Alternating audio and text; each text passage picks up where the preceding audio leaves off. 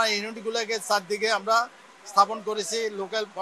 Local যারা আছে, প্রশাসন আসছে, লোকাল যারা প্রতিনিধি আছে, আপনারা দেখেন সবাই মিলে আমাদের সার্বিক সহযোগিতা করার কারণে আমরা যে অবস্থাগুলোর মধ্যে কাজগুলো করেছি এটা অত্যন্ত রিক্সেবল এবং অধিক এখানে কার্বনের পরিমাণটা বেশি, প্রচুর ধোঁয়া, আমাদের এর ভিতর কাজ করতে হচ্ছে।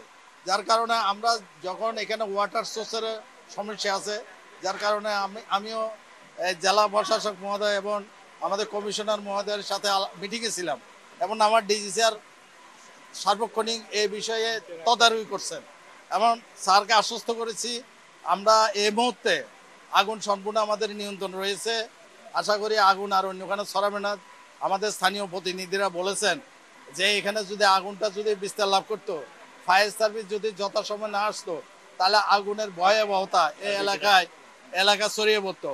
আল্লাহর রহমতে আমরা অশেষ রহমত আল্লাহর যে আমরা আগুনটা নিয়ন্ত্রণ করতে সক্ষম হয়েছি। আশা করি যেহেতু এটা কম্বল এবং অন্যান্য দাহ্য বস্তু রয়েছে, যার কারণে একটু সময় লাগবে। সময় লেগে সর্বশেষ আমরা আগুন সম্পূর্ণভাবে নিবারণ করতে পারলে আপনাদেরকে আমরা জানাবো। তবে এই মুহূর্তে আর আমাদের আগুন নিয়ন্ত্রণে কোনো রিস্ক নেই। প্রায় আড়াই ঘন্টাতে আমরা নিয়ন্ত্রণ করতে সক্ষম হয়েছি।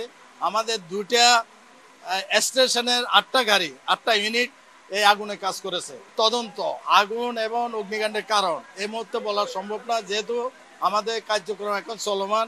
কাজ শেষ হওয়ার পরে আমরা আপনাদেরকে বিস্তারিত জানাতে পারবো। একটা যখন দুর্ঘটনা ঘটে সেখানে কিছু না কিছু একটু সামান্য থাকতে পারে, ব্যথা সামান্য, ওই ধরনের সিরিয়াসলি আহত ওই ধরনের কোনো কিছু হয়নি।